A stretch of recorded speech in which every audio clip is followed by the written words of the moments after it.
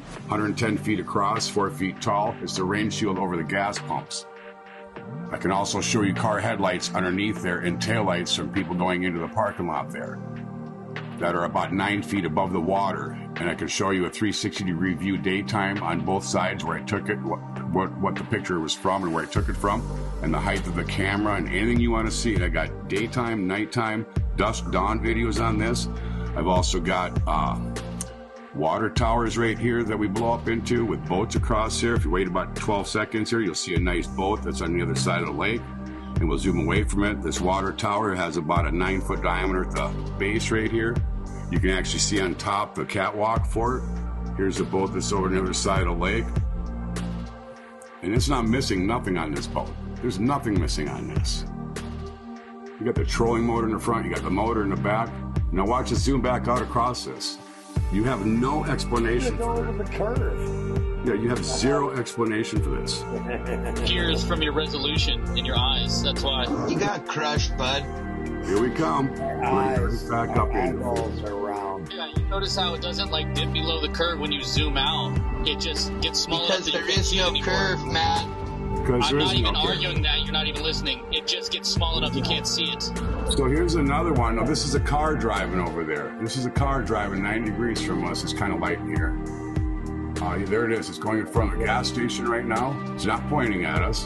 It's coming past the gas station right now. It's going in front of McDonald's. And it's passing McDonald's and it's heading out of town. I get an apology. You guys find out the Polaris moves in the sky at night? Can you give me like coordinate, like where are we looking? What lake is this? How far away? We don't have the time to go through it, but I'll give you all the information. It's in Minnesota. It's called Lake Mille Lacs. The shot was taken from Hunter's Point, and I was shooting to the town of Garrison. And just to prove my camera heights, there's no squabbling here about heights. I'm showing it to you here on a tape measure. Got my beautiful wife down there holding it. This is the bench that I take all my shots from. This is the tripod. I'm going to toss a level on there to show you that's level. And we've got all kinds of videos showing this on this side and the other side of the lake, proving that the road is only 6 feet above the water. Oh, look at that. Funny you're using a level.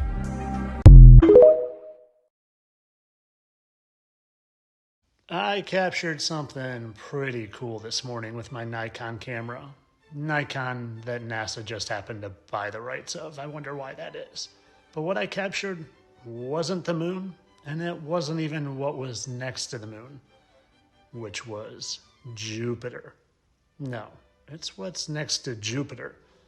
I unintentionally captured Jupiter's moons. And I do this because there's something up there next to Jupiter, but I don't think they're moons. I think there's something else entirely. And well, Jupiter is supposed to be 500 million miles away from the sun. 500 million. So for us to see Jupiter, the sun needs to shine its light 500 million miles away to this bright light in the sky, and then that little dot needs to have the strength to reflect that light all the way back to us, another 500 million miles. It's a pretty magical light. But what I want to show you are these little dots, and you can barely see them. These tiny little dots are supposedly the moons of Jupiter. Moons that supposedly look like this. This is supposedly the Jupiter moon called Lo, and supposedly that's a little eruption that they captured 500 million miles away. But to me, this and that little eruption just looks like CGI to me. But Jupiter doesn't look like CGI. It looks like a painting. When you compare it to an actual painting called The Starry Night, well, they look pretty similar, to the point where you literally can see brush strokes. They have us convinced that the images they show us are images, actual photos from their telescopes. They're not.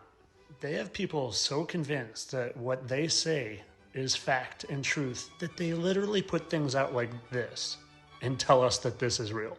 This is a cotton candy planet that they found. You could go look this up yourself. I am not creating this. They literally put this stuff out there because they think we are so dumb and they just want to mock our unintelligence. So getting back to the actual topic at hand here. What are all these? What are these moons? What's this planet? I don't know. I don't claim to know. I just know what they're not. They're not things you can send a rover to and land on 500 million miles away. They're very close, very close. And in my opinion, I don't know, maybe they're holes in the firmament. Maybe this is where the fallen angels literally came through. Maybe this is a projection up there to cover up the bigger hole in the firmament. I don't claim to know, and that's okay. I don't need to know everything. It's just important that you know what certain things aren't. Because once you know what certain things aren't, like stars aren't burning balls of gas quintillions of miles away, then it opens up your mind to where you might actually live, which isn't here or here.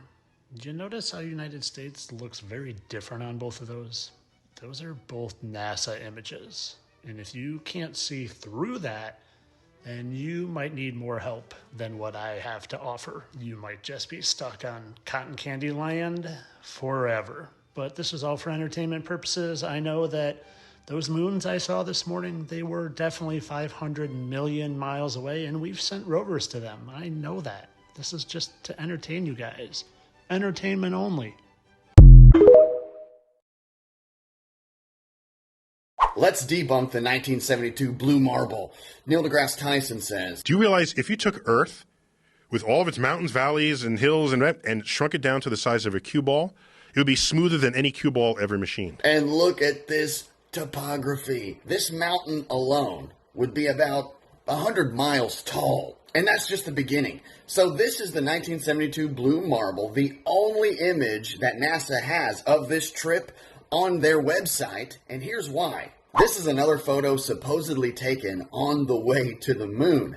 Now notice this big fat Terminator line here. This is the day that they set off for the moon. And notice in our solar system, the sun and the moon are pretty well aligned. If you know anything about orbital trajectory, this is how they do it. They'll leave Earth, go around, and then set their trajectory for the moon, so wherever the sun is, they'll be heading that same direction. They're not going to change their trajectory until they get to the moon.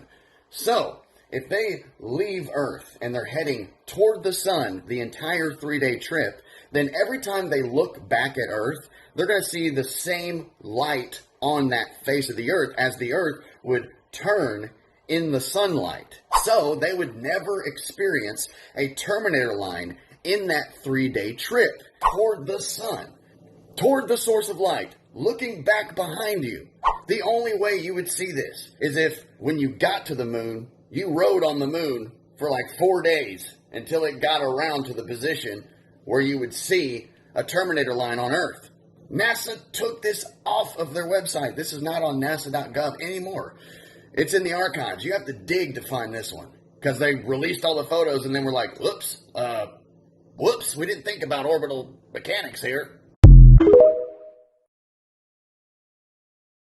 The Egyptian artifacts make absolutely zero sense, and archaeologists might just be afraid of being wrong. How is it the further back in time we go, the more advanced they get? Egypt is old. Like, really old. Egypt is so old that even ancient Egyptians studied ancient Egyptian history thousands of years older than them. When the Romans discovered the pyramids, they were older to the Romans than the Romans are to us today. Woolly mammoths still roamed the earth when they were first built. And of course, everyone knows that Cleopatra lived closer to the invention of the iPhone, or hell, closer to you watching this video right now than she did to the construction of the pyramids. What's strange is that as time went on, their artifacts somehow got less and less advanced. The Egyptian Empire reigned for about 3,000 years, divided into approximately 31 dynasties classified into the Old, Middle, and New Kingdoms. When we go back to the first 5 or so dynasties, the Old Kingdom, we see impressive feats of design engineering unlike any other. And impressive is an understatement. These are straight up machine perfect down to the micrometer. Like this round vase, perfectly balancing itself dead center on a point no larger than the tip of an egg. Except this isn't your pottery class vase made of clay.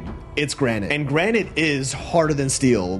That's a fact. Here are the numbers. Here's another vase, slightly chipped, revealing its walls are as thin as a playing card. Another bowl made from diorite, a stone as hard or even slightly harder than granite, whose walls are literally 1/40th of an inch or half a millimeter thick. We have no idea how to make granite pottery like this using known ancient methods, although high-tech machines could probably do the trick. But I don't think you realize how insane it is to suggest that this level of mechanical precision was achieved on granite using primitive tools softer than granite, the official claim. And these are just a few. There were over 40,000 of these artifacts found under the Step Pyramid of Djoser dating back to the 3rd or 4th dynasty, with some suggesting they're actually pre-dynastic, meaning they're even older, and the Old Kingdom Egyptians just inherited them from a previous civilization. Oh, we're in too deep now, Johnny boy. It's only in recent times when we finally analyzed them with modern light scanning technology that we found out how mind-bendingly precise they really are. They took a jar, did some measurements in a lab, and to this day, Egyptologists have no explanation for these results. The top of the vase was 3/1000ths of an inch away from being perfectly flat, something only possible with like CNC machines today. For reference, a sheet of paper is 7/1000ths of an inch thick. A human hair is 2 to 3. This thing was a literal hair away from being perfectly flat. The inside lip of the vase's mouth was 1/1000th of an inch away from being perfectly perpendicular to the top, which is a mathematically flawless right angle. And the entire vase was 13/1000ths of an inch, which is still just like 2 sheets of paper away from being perfectly circular. These are legit CNC machine level perfections, mass produced over 40,000 times on a material harder than steel using copper and stone tools by hand. Oh, and they might be pre-dynastic before copper tools were widely even used. I don't see an ounce of logic in that. Okay, maybe this one was just a fluke, right? A one-off perfect vase as a result of mass producing over 40,000 of them. So they took more into the lab and found even more astonishingly accurate measurements, revealing alleged machine-calculated mathematical use of pi, the golden ratio, and more, again to within thousandths of an inch of accuracy. That's like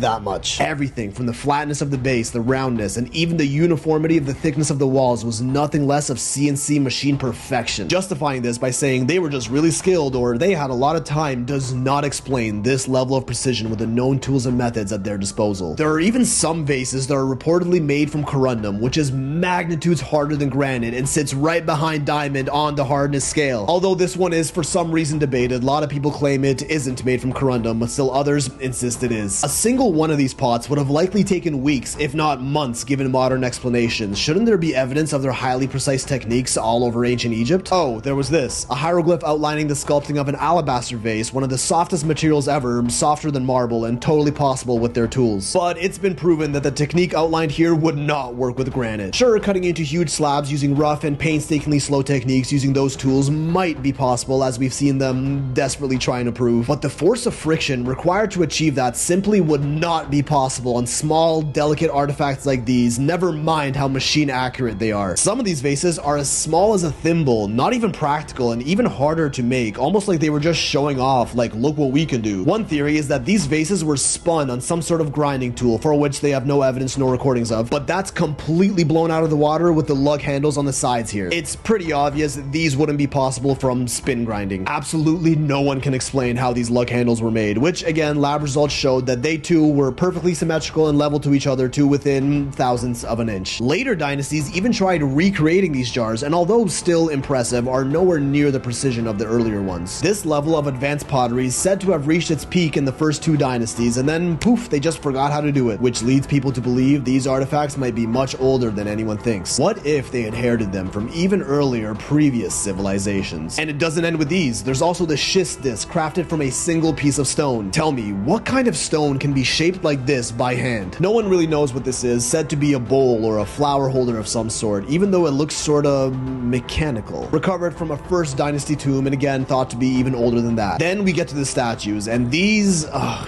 somehow make even less sense. The face of Ramesses at Luxor. Several of these statues were made in honor of the pharaoh Ramesses. Engineer Christopher Dunn noticed that there was something off about these faces. They were perfect, but almost too perfect, and not in a human way. He took a photo of the statue head, made it 50% transparent, flipped it, and overlaid the left side on the right side. Doing this, he discovered the face was perfectly symmetrical. Centerline measurements confirmed this too. It's like half the head was carved, then copy-pasted to the other half. We see consistent eye-to-mouth profile ratios across all of these statue heads, something that we'd likely do with like 3D modeling programs today, computer accurate accurate precision. Same thing with the crowns on their heads, and this wasn't done just once but repeated among many statues. This isn't something that anyone could just eyeball, but experts insist they were all done by hand. Professional sculptor Mike Leckie even wrote in a letter saying that his modern diamond tools would have been well worn out before barely even starting to sculpt something like this out of granite, and states that it would have been borderline impossible to repeatedly achieve this level of accuracy time and time again using only the tools we have evidence of. What machining technologies did ancient Egyptians or even earlier civilizations before them possess that archaeologists just simply refuse to even consider?